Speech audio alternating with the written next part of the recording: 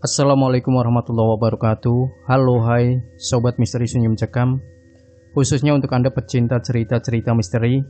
Semoga Anda selalu setia bersama channel kami yang setiap hari selalu menyuguhkan cerita-cerita misteri yang menarik.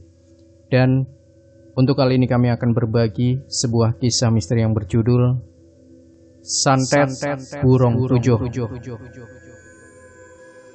Panggil aja aku Ros atau Mbak Ros. Kejadian ini aku alami pada tahun sekitar 2007-2008. Waktu aku masih duduk di bangku SMA. Aku tinggal sama bapak, ibu, dan nenekku yang berumur 70 tahun waktu itu. Ini nenekku dari ibuku. Nenekku tinggal bersama kami karena kakekku sudah lama meninggal. Kami sekeluarga nggak tega lihat nenek sendirian karena orang tua rentan sakit. Makanya supaya mudah mengurusnya dan supaya kami tenang nenek tinggal bersama kami. Oh ya, nama nenekku Lening, akrab disapa Nek Lening. Nenekku walau sudah tua, beliau masih aktif bergerak. Kayak nyapu halaman, ngejalanin hobinya yaitu jahit. Bahkan tak pernah ketinggalan sholat 5 waktu. Beliau betul-betul rajin ibadah. Tapi kejadian aneh ini bermula dari nenekku. Pada suatu hari beliau nangis kejer banget, sedih sekali, sampai terseduh-seduh kayak orang yang lagi kehilangan orang terdekatnya. Sampai kami sekeluarga pun bingung apa yang terjadi sama nenek. Kami sudah berusaha nanya, tapi nenek gak jawab. Yang pada akhirnya nenek berhenti nangis, mungkin karena capek. Akhirnya beliau tidur. Kami rencananya nanya esok harinya aja, waktu nenek udah agak mendingan dari sedihnya. Besoknya ibuku yang nanya ke nenek, ada apa semalam nangis? Tapi jawaban nenek cuma ngerasa sangat-sangat bersalah sama seseorang. Beliau betul-betul menyesali perbuatannya yang entah apa itu. Karena setiap ditanya pasti dialihkan sama nenek, jawabannya selalu ngelantur. Hari-hari kami jalani yang mana nenekku masih suka nangis sesekali, tapi nggak sering, dan kami pun nggak mikir kemana-mana. Tapi di akhir tahun 2007, nenekku semakin intens, sering nangisnya. Bisa-bisa 1 minggu beliau nangis setiap hari. Kami semakin bingung, nggak tega lihat nenek yang selalu sedih. Nggak tega juga lihat nenek yang selalu sedih. Ditanya pun jawabannya selalu di inti yang sama, menyesali perbuatannya dulu. Tapi kami nggak tahu apa yang nenek perbuat dan pada siapa beliau merasa bersalah. Kekhawatiran kami ini tanpa kami sadari adalah awal dari sesuatu yang akan menimpa kami ke depannya. Ibu juga beberapa kali nanya ke warga desa yang siapa tahu paham soal apa yang dialami nenek. Akhirnya ibu yang aktif ikut pengajian setiap Jumat sore di masjid banyak nanya ke ustadz yang memimpin pengajian. Ibu mikirnya pasti Pak Ustadz ini paham sama apa yang dialami nenek. Di pengajian itu Pak Ustadz minta untuk berkunjung ke rumah kami supaya ketemu langsung sama nenek. Beberapa hari kemudian Pak Ustadz datang ke rumah kami. Niatnya nenek diarahkan supaya nggak sedih lagi, mendekati Tuhan, memohon ampun dari kesalahan dan lain-lain. Tapi sebelum dinasehati Pak Ustadz, pertanyaan Pak Ustadz pun nggak ada yang terjawab logis sama nenek. Malah jawabannya makin ngelantur. Kayak contoh nenekku menyesal karena pernah potong rambut terlalu pendek. Jadi beliau malunya sampai sekarang. Itu satu contoh. Sebetulnya banyak jawaban ngelantur nenek yang kami gak paham ujungnya. Akhirnya Pak Ustadz nyaranin kalau nenek masih sering nangis, biar dibawa ke guru dari Pak Ustadz ini. Tapi memang rumahnya jauh dari desa kami. Sudah beda kabupaten malah.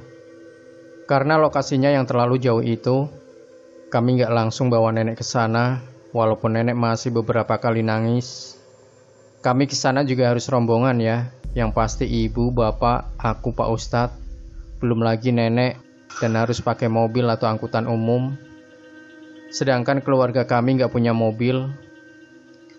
Semakin hari keadaan nenek semakin parah, kami juga nggak jarang dibuat merinding dan kesal. Beberapa kali kami lihat nenek sholat nggak hadap ke kiblat. Hari ini misal hadap ke selatan, besok ke utara, besok ke barat. Random pokoknya. Bapak juga udah ingetin ke nenek kalau arah kiblatnya salah. Tapi tetap aja besoknya diulang lagi. Dari sikap pun perlahan berubah. Nenek lebih temperamen, suka marah-marah yang gak jelas alasannya apa. Ibu juga akhirnya sering sakit hati sama perkataan nenek, bahkan sampai buat ibu nangis. Nenekku rasanya bukan orang yang sama lagi. Sering banget ibu ribut cuma karena hal sepele. Sikap nenek betul-betul berubah. Tadinya nenek orang yang sangat lembut. Salah satu perkataan yang paling nyakitin hati ibu itu, nenek pernah bilang beliau nyesel setengah mati udah ngelahirin ibu. Nggak cuma ibu, bapak pun dibuat tersinggung sama perkataan nenek, yang katanya nenek juga nyesel udah nikahin ibu sama bapak. Nenek bener-bener nggak pernah bilang begitu sebelumnya. Setelah itu nenek mulai sakit-sakitan. Tapi sakitnya pun kita nggak paham sakit apa. Nanti sakit perut, nanti kakinya sakit, sampai nenek nggak bisa bangun. Besoknya bisa lain lagi sakitnya. Karena itulah kondisi nenek akhirnya makin memburuk. Selain fisik, tapi sikapnya yang mulai aneh. Nenek juga cuma bisa berbaring di kasur, nggak bisa bangun lagi. Kami akhirnya ngebawa nenek ke guru dari pihak ustadz yang sudah aku ceritain tadi. Kami berangkat, aku, ibu, nenek, bapak, pak ustadz, dan beberapa warga. Rombongan dengan mobil tetangga yang kami pinjam, pergi ke rumah guru dari pak ustadz. Kami menempuh perjalanan selama 6 jam. Sesampainya di sana, kami langsung nyeritain semua keluhan yang nenekku derita. Diperiksalah nenek dengan Pak Dullah. Gak lama Pak Dullah langsung memasang raut wajah takut. Setelah diperiksa, Pak Dullah ngajak bapak ngobrol menjauh dari kami ke belakang rumahnya. Yang Pak Dullah katakan pada bapak kayak gini. Begini Pak, mohon maaf sebelumnya. Bukan bermaksud saya menuduh atau berprasangka buruk dengan Ibu Laning, tapi demi kebaikan, jadi saya mau nanya dengan Bapak, apakah Bu Laning sebelumnya pernah menggunakan ilmu-ilmu hitam? Atau Bu Laning pernah bersekutu dengan jin? Tanya Pak Dullah. Bapak yang dengar itu kaget, tapi juga bingung karena perasaan Bapak, nenek nggak pernah melakukan hal aneh. Untuk lebih jelasnya bapak manggil ibu buat nanya lebih detail karena ibu anak kandungnya. Menurut ibu pun nenek gak pernah masuk ke dunia ilmu hitam. Bapak dan ibu pun bingung. Namun menurut Pak Dullah, nenekku ternyata sedang dihinggapi jin yang sangat kuat di tubuhnya. Pak Dullah sebut jin ini burung tujuh, yang terkenal juga di masyarakat daerah kami. Mengeluarkan jin ini pun gak mudah, sangat sulit. Hanya orang-orang tertentu yang bisa. Sedangkan Pak Dullah jauh dari kata sanggup. Maka dari itu Pak Dullah tanya, apakah nenekku memeliharanya? Kalau betul iya, Pak Dullah mau tahu di mana dapetin ilmu itu. Kalau kita udah tahu di mana dapetnya, kita bisa cari solusi untuk melepasinya. Untuk sementara ibu dan bapak ngekip persoalan apa yang terjadi sama nenek. Takutnya ngebuat pandangan jelek untuk keluargaku, terutama nenek. Karena kita semua belum tahu pastinya nenek pelihara jin atau enggak. Kalau kesebar ke orang-orang, nenek pelihara jin kan benar-benar enggak enak kesannya. Kita akhirnya pulang dengan keadaan nenek yang belum sembuh. Selama di rumah Pak Dullah pun, gelagat Pak Dullah kayak segan mandang nenek. Padahal nenek biasa aja di sana, cuma duduk diam di kursi roda. Iya, kami bawa nenek dengan kursi roda karena di situ nenek sedang enggak kambuh. Sampai di rumah, ibu dan bapak langsung tanya ke nenek perihal pelihara jin. Tapi nenek ngaku nggak ngerti soal jin, apalagi sampai melihara jin dan belajar ilmu hitam. Ibu dan bapak sebenarnya setengah percaya, setengah enggak. Kami semua cuma bisa berdoa, karena semakin hari kondisi nenek semakin memburuk parah. Kami semua kebingungan, karena nggak ada solusi apapun. Kami mikir juga, di sisi lain, selain hal karena burung tujuh, bisa jadi nenek seperti ini karena faktor usia. Karena semakin tua, perasaan manusia bakal lebih sensitif. Menurut masukan dari beberapa kerabat dan warga pun sama, untuk memaklumi sikap dan fisik nenek karena faktor usia. Itulah beberapa hal yang buat kita mikir dua sisi. Setelah penderitaan panjang, nenek akhirnya meninggal dunia di hadapan ibu subuh-subuh. Sebelumnya sempat nenek merintih kesakitan waktu ibu berusaha ngebangunin beliau. Setelah merintih, barulah beliau mengembuskan nafas terakhirnya. Singkat cerita, pagi itu juga kami ngurus pemakaman nenek, dibantu warga desa yang juga ngumpul di rumahku. Siangnya nenekku sudah selesai dipocongin dan siap dimakamkan. Tapi di situ nenekku mengeluarkan suara tangisan. Gimana nggak panik dan kaget kami semua. Nenek ngeluh katanya kaki dan tangannya sakit, nggak bisa digerakin. Ya, karena memang udah dipocongin. Posisi keluargaku di situ antara senang dan sedih karena nenek bangun lagi, tapi juga heran kenapa bisa. Karena kami yakin denyut nadinya dan nafasnya pun udah nggak ada tadi. Bahkan kulit nenek udah rontok pas dimandiin. Kami akhirnya membuka seluruh kafan. Disinilah nenek mulai berhenti nangis dan bangun duduk dari tidurnya. Wajahnya berubah ekspresi datar, kemudian ngeliatin semua orang di ruangan itu dengan tatapannya yang aneh. Beliau melototin satu persatu orang dengan tatapan mirip ayam atau burung. Gerakan matanya patah-patah, melotot tanpa ngedip sedikit pun. Aku benar-benar ketakutan. Semua orang yang ada di ruangan itu ketakutan, gak mau beradu mata. Selesai melototin kita semua, nenek kembali nangis. Akhirnya Pak Ustadz yang melerai semuanya untuk mendoakan nenek. Semuanya yang ada dimanapun mengikuti doa Pak Ustadz. Setelah doa, nenek digotong ke kamar, lalu dibaringkan. Kami merasa ini betul ada yang gak beres. Tapi cuma aku, ibu, bapak aja yang tahu kemungkinan kalau nenek pelihara jin. Aku tahu kemungkinan nenek pelihara jin ya cerita dari ibu. Ibu selalu beri pesan ke aku untuk gak buka mulut mengenai ini. Tapi kayaknya warga desa sudah mulai menduga nenekku ada yang gak beres. Tapi entah apa yang ada di pikiran warga. Yang jelas pasti ada di antara mereka yang berpikiran masalah nenekku ini ada sangkut pautnya dengan jin. Setelah kejadian nenekku bangun lagi dari meninggalnya, beberapa bagian tubuh nenek mulai membusuk, bahkan sampai ngeluarin bau busuk. Untuk meminimalisir bau, kami menabur kapur barus di sekitar nenek. Pagi, siang, malam, nenek masih tetap nangis, dan nenek pun seperti udah gak bisa ngomong lagi selama sebulan. Sampai suatu malam, jam 9 nenek tiba-tiba manggil ibu. Malah kami semua yang datang karena nenek akhirnya bisa ngomong. Ternyata malam itu nenek minta sholat. Bapak bilang lebih baik sholat dalam posisi berbaring dan gak perlu wudhu. Tapi nenek maksa buat ke kamar mandi. Ya udah, akhirnya nenek diantar untuk ambil air wudhu dengan dibopong. Tapi di situ nenek tiba-tiba bangun sendiri tanpa bantuan dan jalan sendiri. Walaupun awalnya jalan sempoyongan, tapi kita tetap bingung. Tiba-tiba bisa jalan. Ibulah yang antar nenek ambil wudhu sambil dituntun. Mulailah di situ nenek sholat seperti orang biasa, berdiri, tapi dijagain sama bapak dan ibu dari jauh. Takut nenek tiba-tiba jatuh.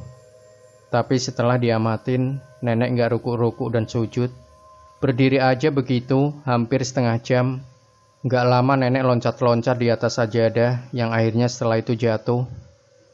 Ibu langsung membawa nenek ke kasur untuk dibaringkan. Posisi nenek gak sadarkan diri, tapi matanya menatap kosong, melotot ke langit-langit kamar. Makin parah lagi setelah kejadian barusan, nenek gak mengedipkan matanya sama sekali. Udah berulang kali Pak Ustadz diminta untuk datang mendoakan, tapi gak ada hasil apapun. Kemudian masalah ini akhirnya merembet ke seluruh warga desa tempatku tinggal. Tepat seminggu setelah kejadian yang tadi aku ceritakan, suatu sore ibu lagi masak di dapur, lalu tiba-tiba dengar suara nenek nangis. Yang buat aneh, suaranya berasal dari halaman belakang. Nenek masih belum bisa bangun, bahkan ngomong saat itu. Akhirnya ibu cek ke belakang. Di sana nggak ada siapapun dan suaranya hilang.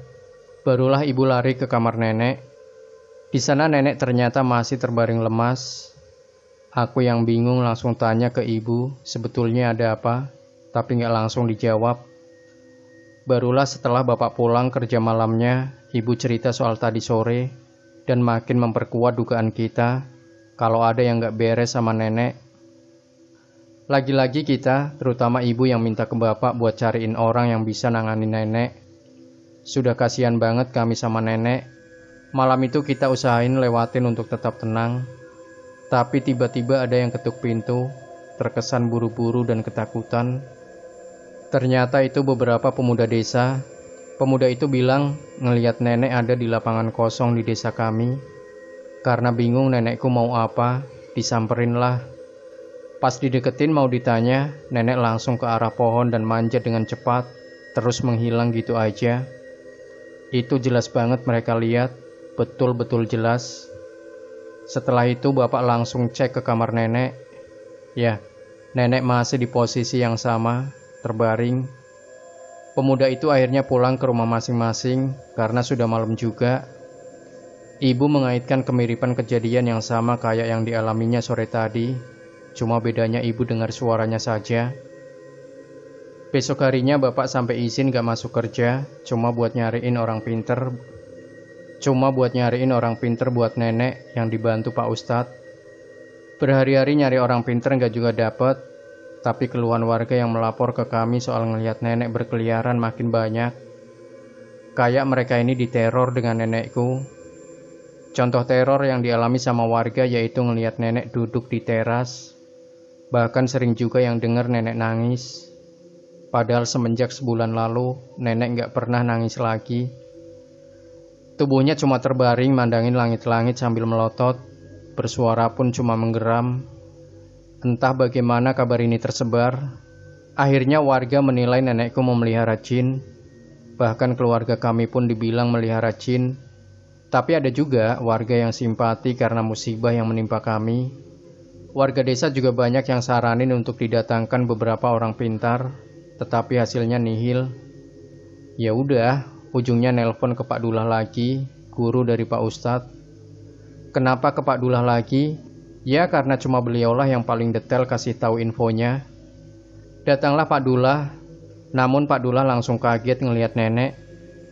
Ya, betul-betul kondisi badannya banyak yang busuk.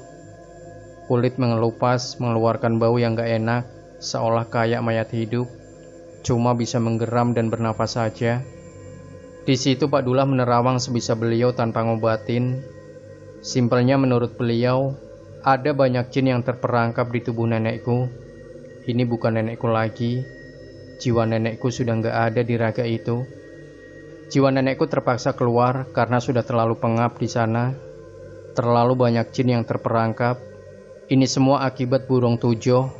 Ya, burung tujuh ini membuka pagar badan manusia sampai nyedot semua jin yang ada di sekitar. Jin itu akhirnya terperangkap dan gak bisa keluar. Terkuncilah jin-jin itu, juga banyak yang nangis di dalam sana. Kami juga penasaran soal burung tujuh yang menyerang nenek. Jadi ternyata burung tujuh itu bentuknya bukan menyerupai burung. Jadi burung tujuh itu bahasa daerah Kano, dari daerah kami yang artinya jin tujuh. Lalu soal bentuk aslinya juga nggak bisa dipastikan kayak apa. Orang-orang yang bisa menguasai burung tujuh sudah pasti bisa menguasai semuanya atas kehendak burung tujuh. Dan sudah pasti orang-orang tersebut bukan orang baik, mereka musyrik, lupa akan peran Tuhan. Tapi semoga nenekku punya tujuan yang baik melihara burung tujuh ini. Solusinya menurut Pak Dullah, ya cuma memindahkan satu burung tujuh ini ke sanak saudara sedarah nenek. Tapi cara itu sebetulnya cuma menjeda masalah, bukan menghilangkan. Nantinya orang yang menerima burung tujuh itu bakal ngalamin apa yang dirasakan nenek.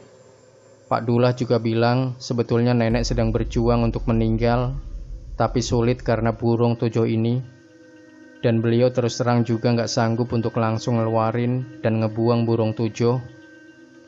Itu bisa berisiko besar juga untuk beliau dan merembet ke anak cucunya. Selain itu Pak Dullah tak menguasai burung tujuh. Jadi kalau untuk sementara, selama kami cari orang pintar yang bisa, burung tujuh bisa dipindahkan ke sanak saudari sedarah. Kami ketakutan dan cuma bisa nahan nangis. Kami takut kami bakal mengalami hal yang sama kayak nenek. Karena kita bingung, masalah ini seperti gak ada solusi yang tepat. Singkat cerita, masalah keluarga kami ini sudah menjadi isu geger di desa kami. Entah bagaimana, gak lama datang seorang suami istri, panggil saja namanya Pak Ibnu. Aku awalnya bingung siapa Pak Ibnu ini. Aku sama ibu nggak kenal. Mungkin tamu bapak, tapi ternyata bukan. Pak Ibnu datang lalu memperkenalkan diri. Pak Ibnu juga minta langsung bertemu nenek. Kami ajak, akhirnya beliau ke kamar nenek. Di situ Pak Ibnu langsung nangis. Aku sama ibu bingung banget. Sebetulnya Pak Ibnu ini ada hubungannya apa sama nenek? Pak Ibnu lalu menjelaskan, tapi sebelumnya beliau menekankan kalau nenek begini bukan salah nenek sendiri. Dan Pak Ibnu minta maaf sebesar-besarnya dengan apa yang terjadi sama nenekku. Dan inti kenapa nenek bisa begini, karena pernah terjerat masalah yang gak bisa diceritakan di sini oleh almarhum bapak dari Pak Ibnu ini. Sebut saja namanya Pak Jamil. Masalah ini sangat privasi, jadi aku gak bisa ceritain lagi ya.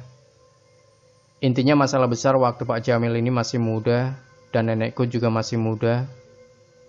Pak Ibnu betul-betul menyesali perbuatan ayahnya yang sampai ngebuat nenek jadi begini. Pak Jamil waktu itu benar-benar kecewa banget sama nenek, yang akhirnya dikirimi burung tujuh 3 tahun setelah nenekku menikah pada tahun 67. Tujuan dari santet burung tujuh ini juga bukan untuk orang cepat mati, tapi justru sebaliknya. Jin ini nggak langsung bereaksi, tapi ketika korbannya mendekati ajal, barulah jin ini mulai menjalankan tugasnya. Kami sebetulnya nggak mau terlarut dalam hal musyrik ini, tapi saat itu kami sudah kalut dan nggak bisa lagi mikir positif.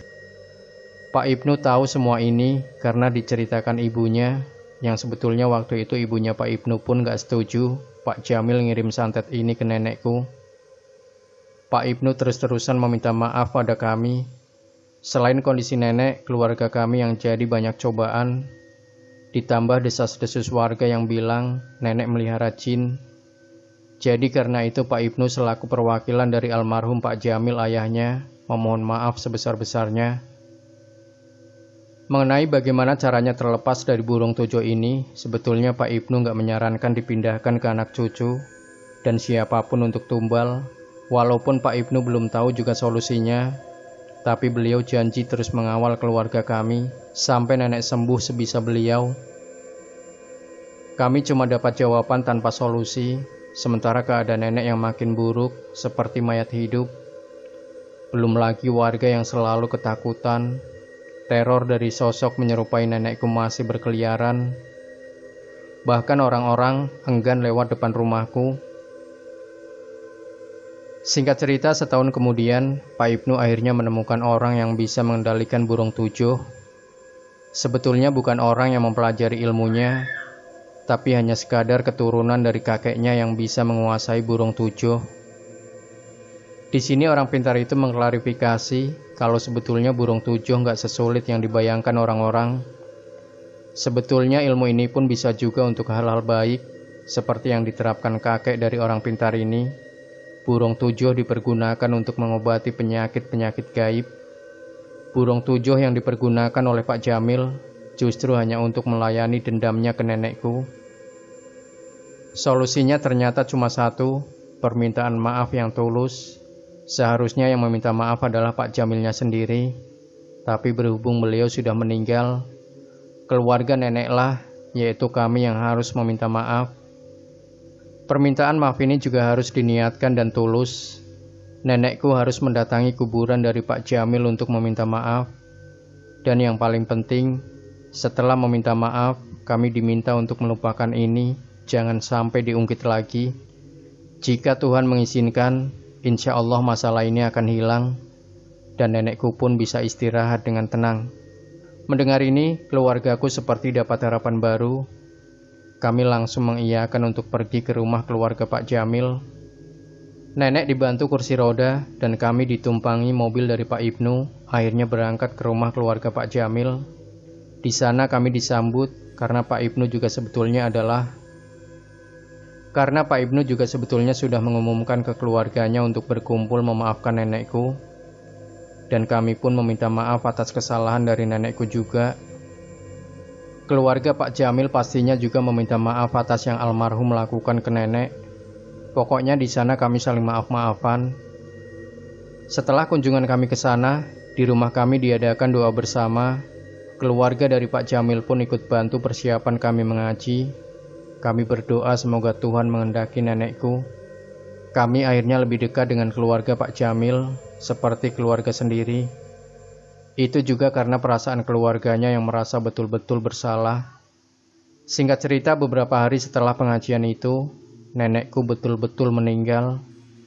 Banyak sekali dukun, orang pintar yang datang waktu nenek meninggal, meminta burung tujuh yang sudah total keluar dari tubuh nenekku.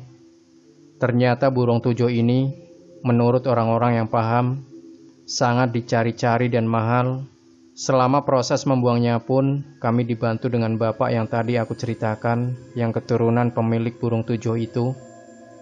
Kami juga sekeluarga gak mengizinkan untuk orang lain memiliki burung tujuh tersebut, karena takut lagi disalahgunakan. Begitulah pengalaman hidupku dan keluargaku yang betul-betul gak mengenakan. Dendam itu berbahaya teman-teman. Jangan sampai kita punya dendam. Banyak gak baiknya pokoknya. Demikian Sobat Misteri Sunyi Mencekam. Jangan lupa tinggalkan komentar Anda, like, share video ini, subscribe channel Sunyi Mencekam, dan kembali nantikan cerita-cerita misteri terbaru dari kami. Wassalamualaikum warahmatullahi wabarakatuh.